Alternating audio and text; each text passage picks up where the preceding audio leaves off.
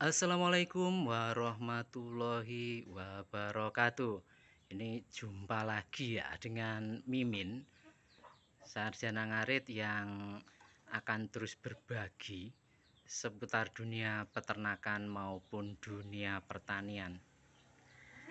Ini untuk video yang terakhir kemarin. Ini kalau sobat ngarit masih ingat, ini itu kan kita bahas masalah kenapa sapi itu gagal bunting ya. Yang salah satu faktornya adalah dikarenakan telat pada saat proses perkawinan. Baik, ini kali ini ya, ini Mimin akan masih membahas ini terkait dengan kegagalan bunting pada sapi betina. Karena yang bunting itu pasti betina itu. Kan kagak mungkin kalau yang bunting itu jantan. Betul gak sob?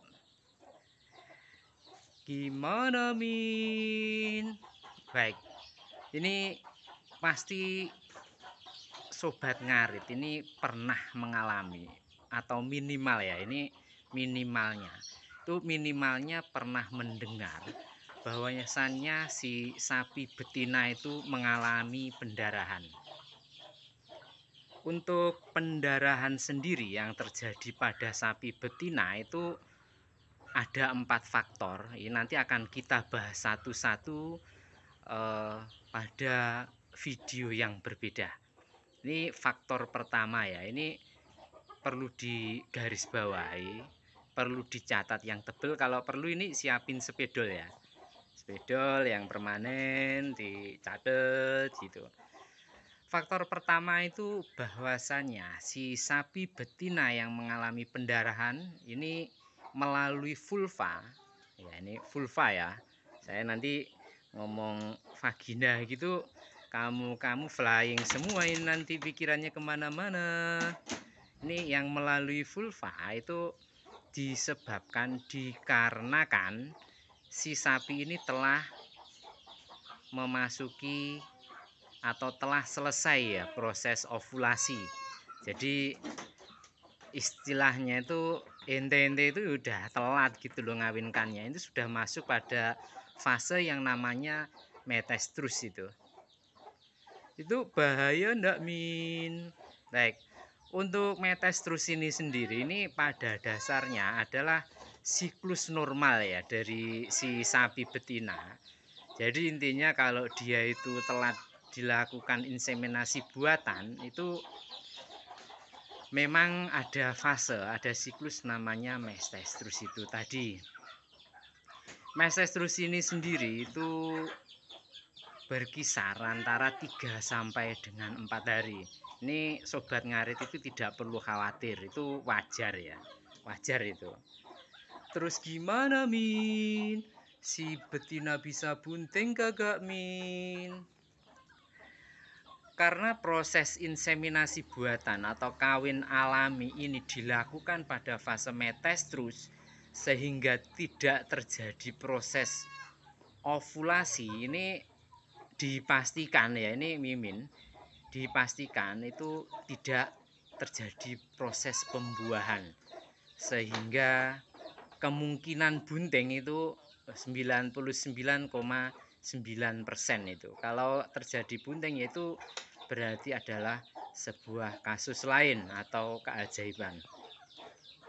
Nah sekarang gini loh, kalau kamu itu terus ambil contoh ya, melakukan itu ya, terus kemudian yang satunya tidak melakukan ovulasi atau tidak dalam masa subur, jadi enggak gitu loh. Itu untuk logika sederhananya. Terus gimana Min? Dikarenakan proses metestrus ini adalah siklus wajar dan alami, itu tidak perlu melakukan penanganan atau pengobatan. Ini cukup ditunggu saja, itu normalnya 21 hari lagi itu akan mengalami siklus birahi. Oleh karena itu sobat ngarit ini belum gimana, ini harus tahu ya, harus tahu ciri-ciri si sapinya itu minta untuk dikawinkan. Ya kayak kamu itu kalau minta gitu gimana gitu. Ya, seperti yang saya sampaikan kemarin, nanti ada 3 kunci ya yang perlu diperhatikan. Salah satunya abang, di mana vulvanya itu berwarna merah, abuh atau mengalami kebengkakan pada vulvanya, anget dan terasa hangat apabila vulvanya dipegang. Untuk ciri lainnya biasanya itu ada yang teriak-teriak, kemudian ada yang keluar lendir, ada yang buang-buang pakan dan sebagainya. Ini ya itu PR kamu itu ya. PR kamu harus bisa mengetahui atau mengenali ciri-ciri si sapi itu minta untuk dikawinkan. Kemudian ini saran Mimin ya, ini saran Mimin. Karena itu tadi kan sudah memasuki pada proses atau fase mestestrus. Itu saran Mimin mendingan sekalian diberi obat cacing ya. Ini diberi obat cacing agar nantinya apa si sapi itu nantinya terbebas dari cacing ataupun parasit. Pakai aja obat cacing yang spektrum luas, bisa pakai albendazole, kemudian pakai Bomzol atau yang lainnya.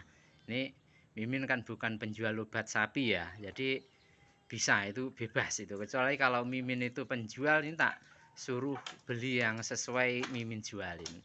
Ini bebas. Kemudian ya ini ketika ini nanti melalui atau telah memasuki masa birahi lagi, ini 21 hari setelah itu ya, itu siklus normalnya. Ini pastikan, sekali lagi pastikan untuk pemelakuan inseminasi buatan itu tepat waktu. Meskipun untuk saat ini ya, ini birahi dari sapi betina itu ada yang panjang. Ini kayak punya Mimin ini, kalau hari ini minta baru besok dikawinin. Normalnya untuk siklus birahi sapi itu 1 kali 24 jam. Jadi kalau pagi itu dia minta untuk dilakukan inseminasi buatan atau kawin mandiri, ini saran Mimin, besok paginya saja itu baru dikawinkan ya. Jangan malam-malam jam 12 malam, kamu nanti ditangkap Pak RT itu. Ngapain di kandang malam-malam? Masa ngibe sapi sendiri? Baik, itu tadi ya pembahasan terkait dengan kenapa si sapi itu mengeluarkan darah pada saat setelah birahi. Ini hanya saja ya, ini perlu diperhatikan. Darah tersebut harus keluar dari vagina si sapi ya. Jangan keluar dari lubang anus sapi. Itu kalau dari lubang anus sapi berarti ada gejala penyakit lain yang diderita oleh si sapi. Bisa itu dikarenakan terkena toksin T2 atau juga bisa dikarenakan kena bakteri ataupun terjadi penyakit pada pencernaannya. Ini nanti akan kita bahas pada video berikutnya.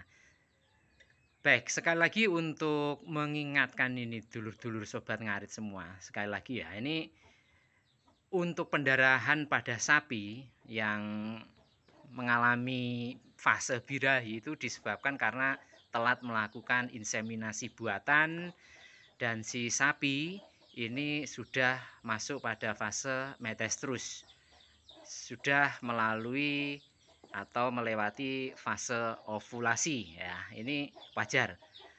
Kalau keluarnya melalui anus ya itu lain cerita, itu dikarenakan ada penyakit yang menyertai. Baik, itu dulu untuk video kali ini. Ini jangan lupa ya, terus nantikan kehadiran video dari Sarjana Ngarit. Jangan lupa like, komen, subscribe, serta bagikan ya channel ini ke tetangga-tetangga kamu ya, ke saudara-saudara kamu lah, ke bupati kamu atau yang lainnya, agar nantinya ini dapat memberi manfaat untuk semuanya.